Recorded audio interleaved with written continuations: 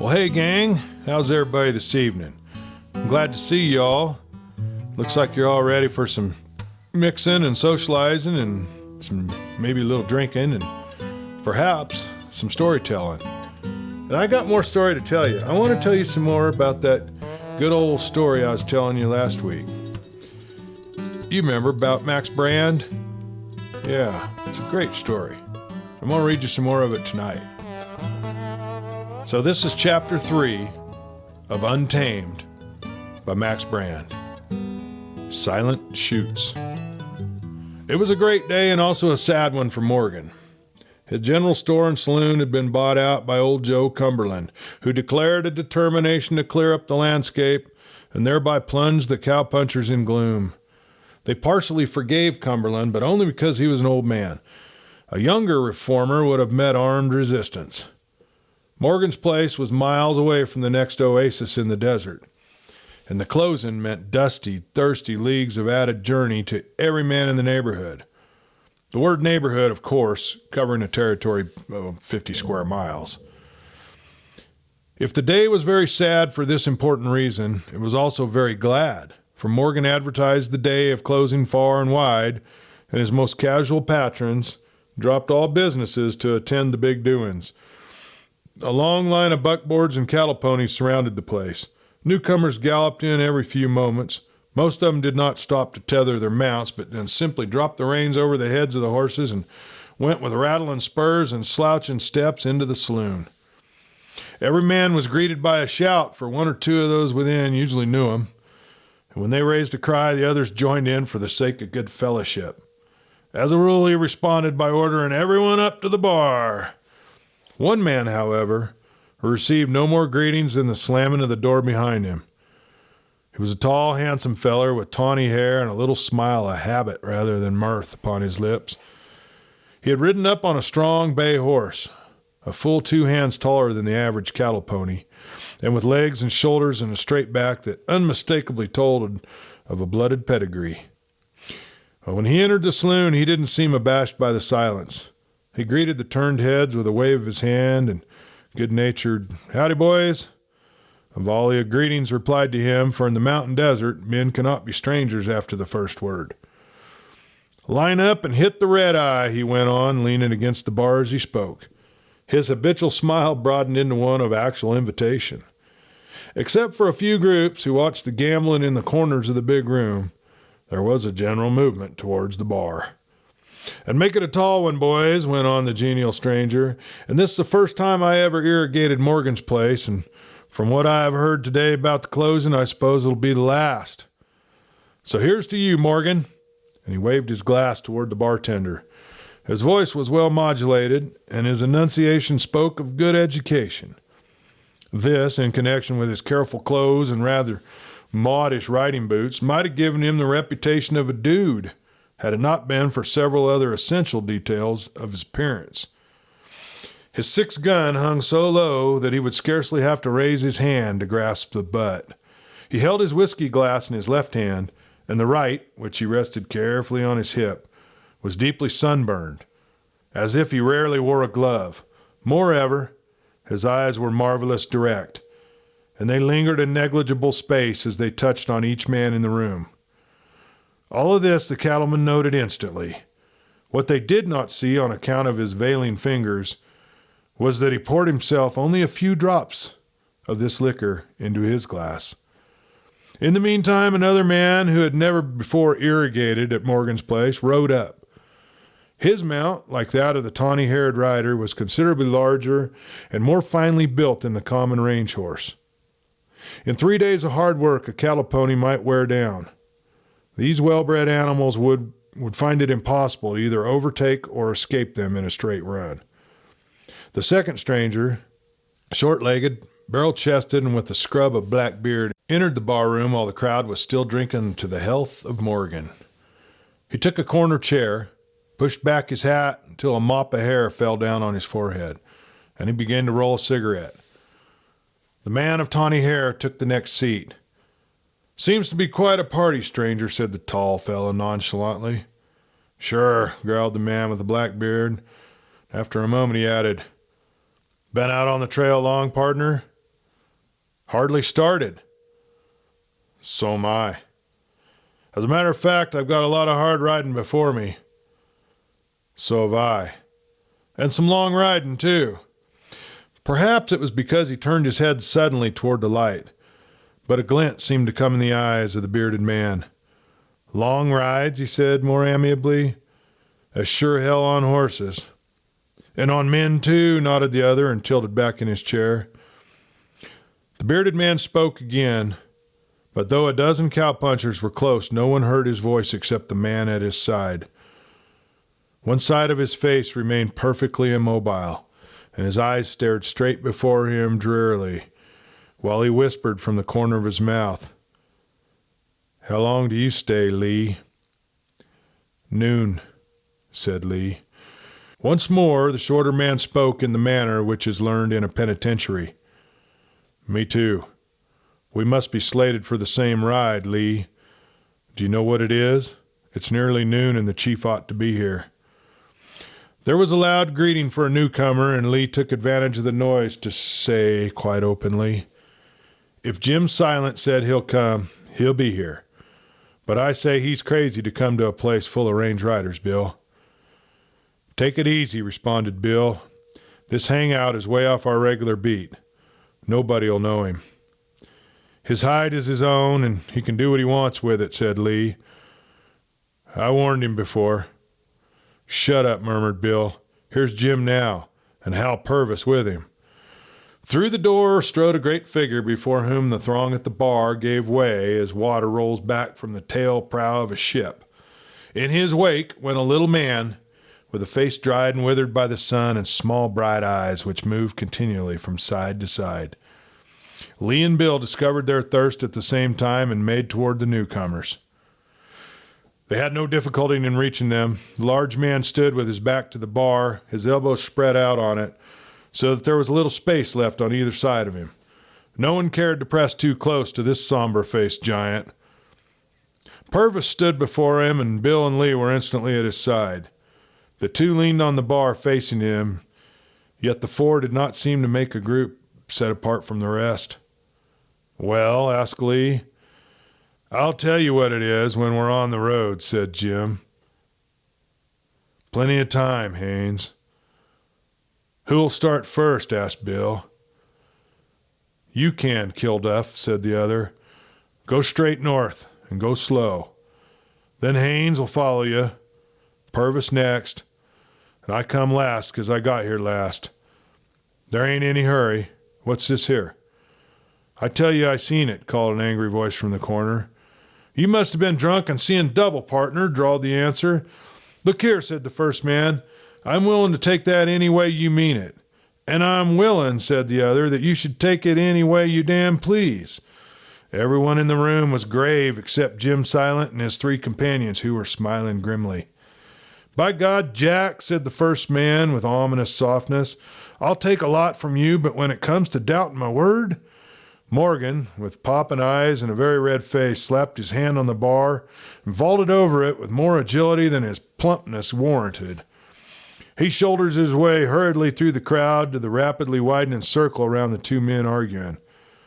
They stood with their right hands resting with rigid fingers low down on their hip, and their eyes fixed on each other.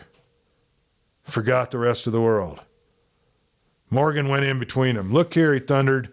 "It's only by way of a favor that I'm letting you boys wear shooting irons today, 'cause I promised old Cumberland there wouldn't be no fuss. If you got troubles, there's enough room for you to settle them out in the hills, but there ain't none at all in here." The gleam went out of their eyes like four candles snuffed by the wind. Obviously, they were both glad to have the tension broken. Mike wiped his forehead with a rather unsteady hand.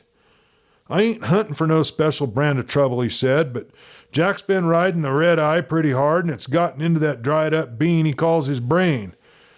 "Say, partner," drawled Jack, "I ain't drunk enough of the hot stuff to make me fall for that line you've been handling out." He turned to Morgan. "Mike here has been trying to make me believe that he knew a feller who could drill a dollar at 20 yards every time it was tossed up." The crowd laughed, Morgan loudest of all. "Did you have Whistlin Dan in mind?" he asked. No, I didn't, said Mike, and I didn't say this here man I was talking about could drill him every time, but he could do it 2 times out of 4. Mike, said Morgan as he softened his disbelief with his smile, good-natured clap on the shoulder. You sure must have been a-drinking when you seen him do it. I allow Whistlin Dan could do that and more, but he ain't human with a gun. How do you know? Asked Jack. I ain't never seen him packing a 6-gun. Sure you ain't, answered Morgan, but I have, and I seen him use it too. It was just sort of by chance I saw it. Well, argued Mike anxiously, then you allow it's possible if Whistlin Dan can do it. And I say I seen a chap who could turn the trick. And who in hell is this Whistlin Dan? Asked Jim Silent. Well, he's the man that caught Satan and rode him, answered a bystander. Some man if he can ride the devil, laughed Lee Haines. I mean that black Mustang that ran wild around here for a couple years. Some people tell tales about him being a wonder with a gun, but Morgan's the only one who claims to have seen him work. Maybe you did see it, and maybe you didn't. Morgan was saying it to Mike noncommittally. But there's some pretty fair shots in this room, which I'd lay $50 no man here could hit $1 with a 6-gun at 20 paces. Well, while they're arguing, said Bill Kilduff, I reckon I'll hit the trail. Wait a minute, grinned Jim Silent, and watch me have some fun with these shorthorns. He spoke more loudly. Are you making that bet for the sake of arguing, partner, or do you calculate to back it up with cold cash? Morgan whirled upon him with a scowl. I ain't pulled a bluff in my life that I can't back up, he said sharply. Well, said Silent, I ain't so flush that I'd turn down $50 when a kind Christian soul, as the preacher says, slides it into my glove. Not me. Lead out the dollar, pal, and kiss it farewell. Who'll hold the stakes? Asked Morgan. Let your friend Mike, says Jim Silent carelessly, and he placed $50 in gold in the hands of the Irishman. Morgan followed suit. The crowd hurried outdoors. A dozen bets were laid in as many seconds. Most of the men wished to place their money on the side of Morgan, but there were not a few who stood willing to risk coin on Jim Silent, stranger though he was. Something in his unflinching eye, his stern face, and the nerveless surety of his movements commanded their trust. How do you stand, Jim? Asked Lee Haines anxiously. Is it a safe bet? I've never seen you try to mark like this one. It ain't safe, said Silent, because I ain't mad enough to shoot my best. And it's about an even draw. Take your pick. Not me, said Haines. If you had 10 chances instead of 1, I might stack some coin on you. If the dollar were stationary, I know you could do it. But a moving coin looks pretty small. Here you are, said Morgan, who stood at a distance of 20 paces. Are you ready? Silent whipped out his revolver and poised it. Let her go. The coin whirled in the air. Silent fired as if commenced to fall. It landed untouched. As a kind Christian soul, said Morgan sarcastically, I ain't in your class, stranger. Charity always sort of interests me when I'm on the receiving end. The crowd chuckled and the sound infuriated Silent. Don't go back just yet, partners, he drawled. Mr. Morgan, I got 100 bones which holler that I can plug that dollar the second try. Boys, grinned Morgan, I'm leaving you to witness that I hate to do it, but business is business. Here you are. The coin whirled again, Silent, with his lips pressed into a straight line and his brows drawn dark over his eyes, waited until the coin reached the height of his rise, and then fired, missed, fired again, sent the coin spinning through the air in a flashing semicircle. It was a beautiful piece of gunplay. In the midst of the glamour of applause, Silent strode towards Morgan with his hand outstretched. After all, he said, I knowed you wasn't really hard of heart. It only needed a little time and persuasion to make you dig for coin when I passed the box. Morgan, red of face and scowling, handed over his late winnings and his own stakes.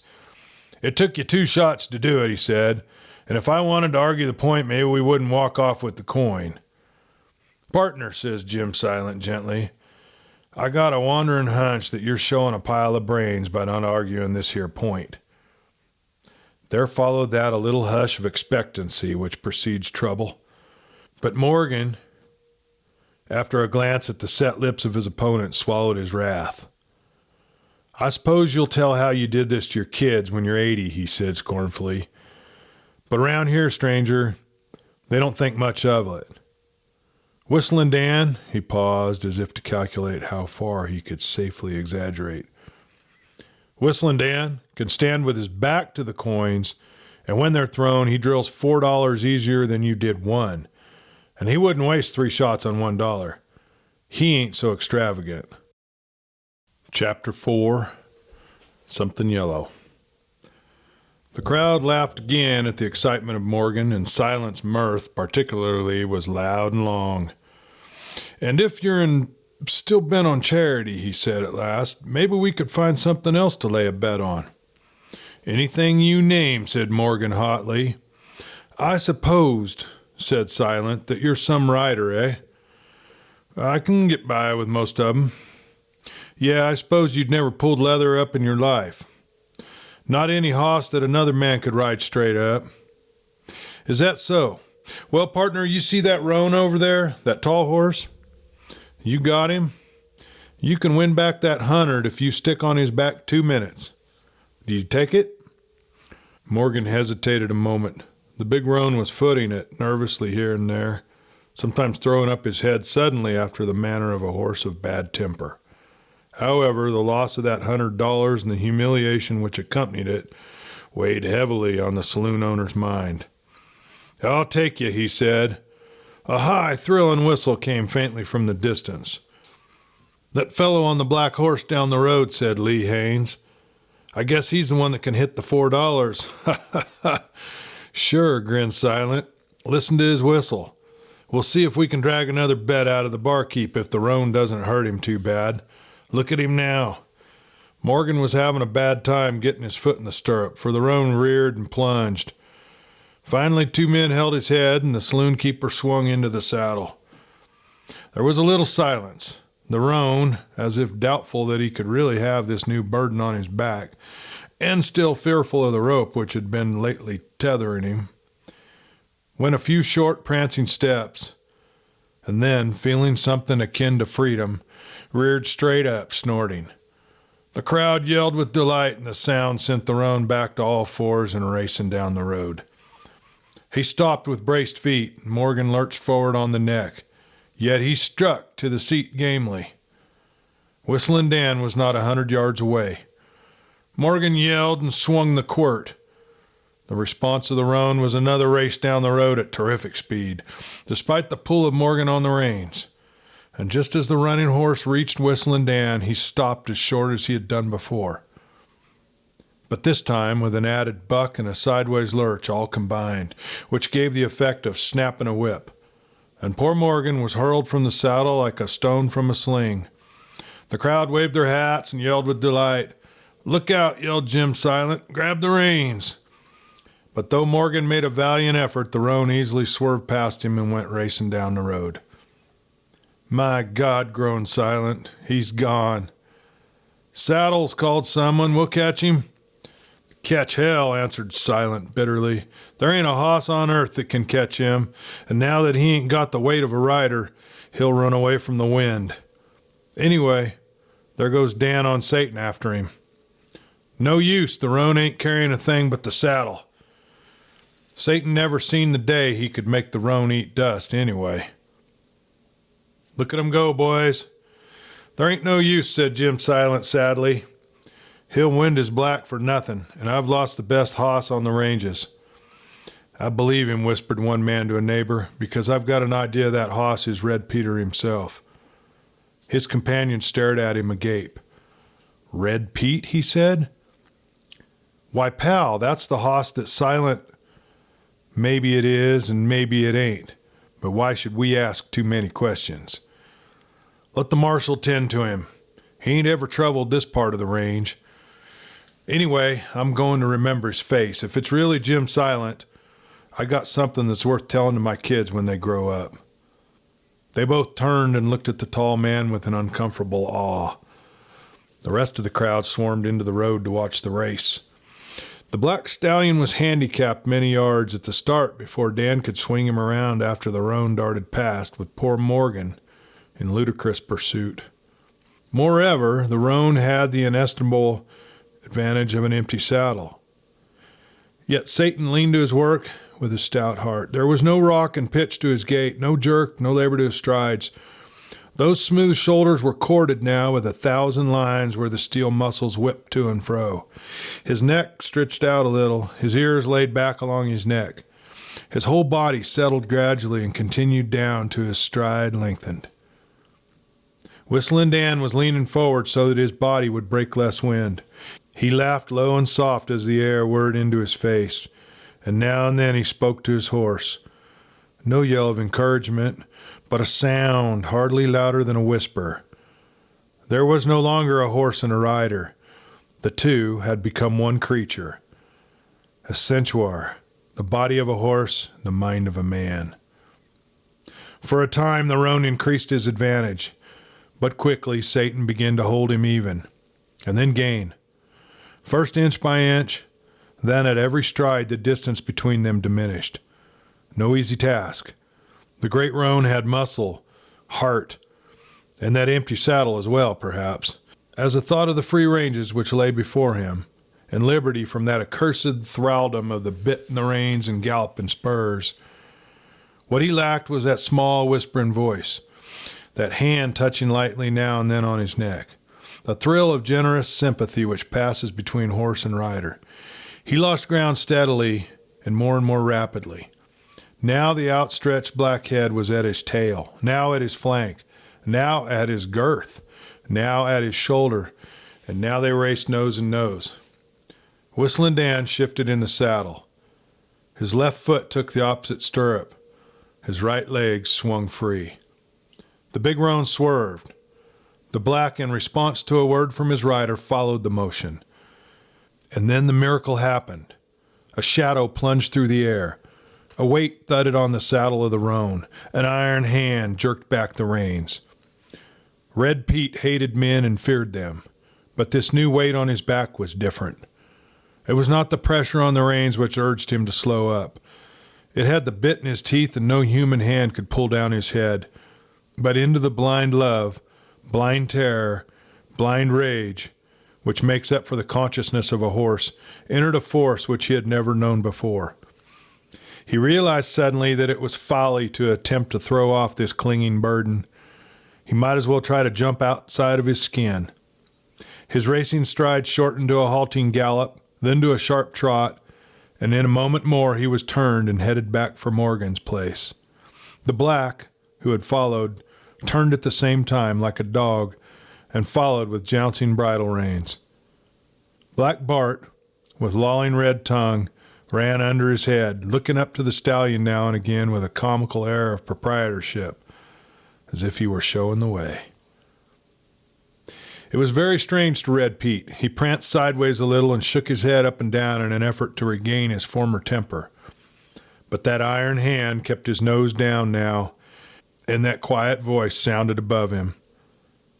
No cursing, no raking of sharp spurs to torture his tender flanks, no whir of the quirt, but a calm voice of authority and understanding.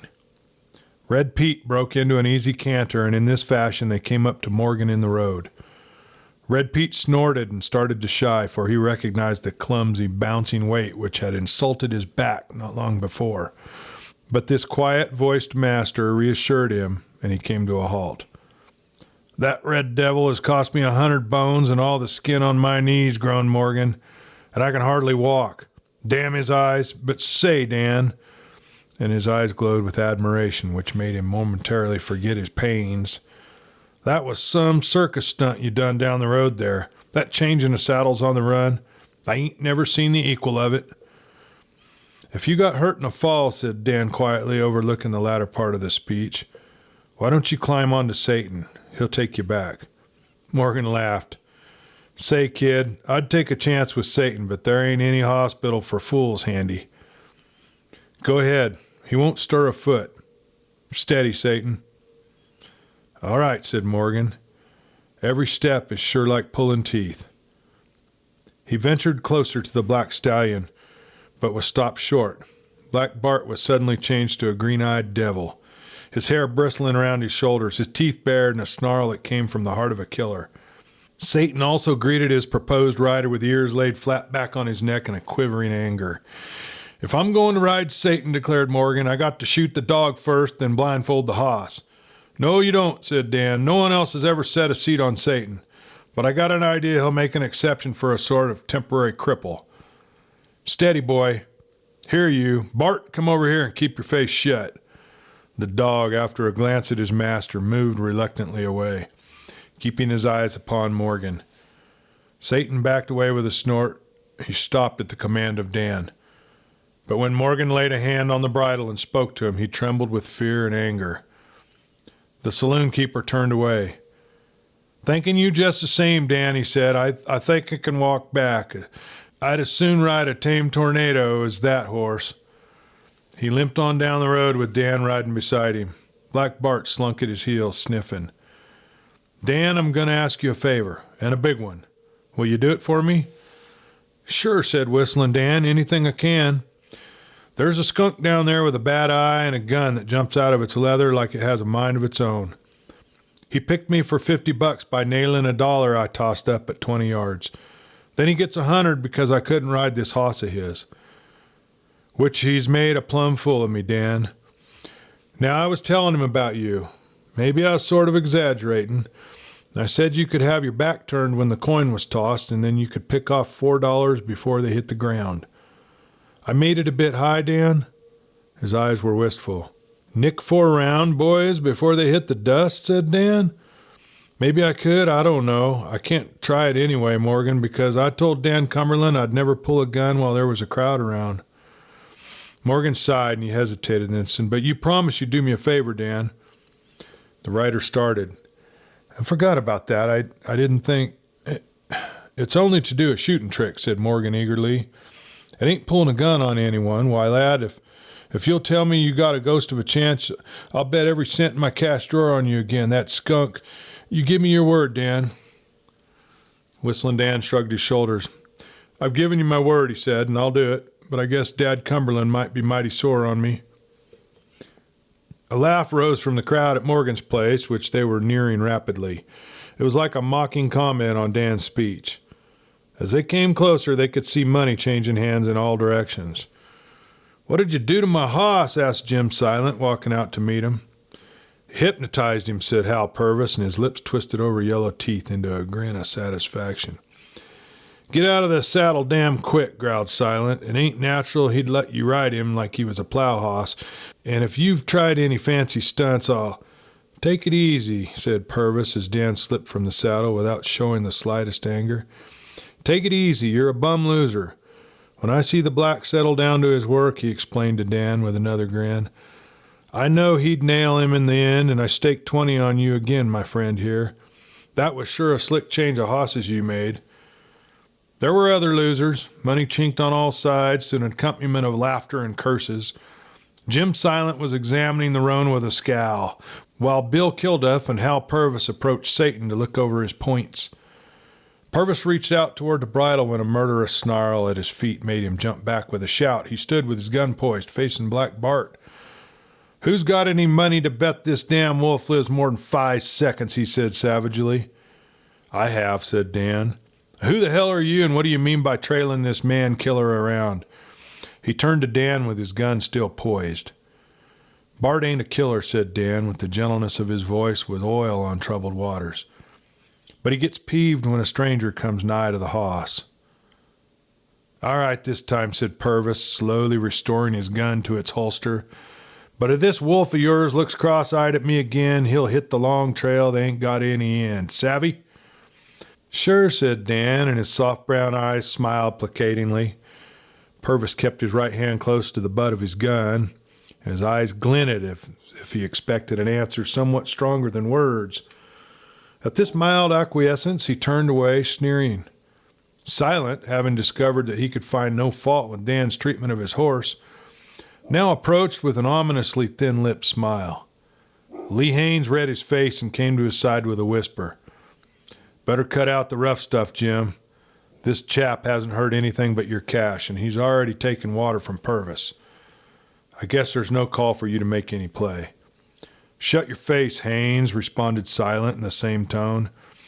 "He's made a fool of me by showing up my hoss, and by God, I'm going to give him a manhandling he'll never forget." He whirled on Morgan. "How about it, barkeep? Is this the dead shot you was spilling so many words about?"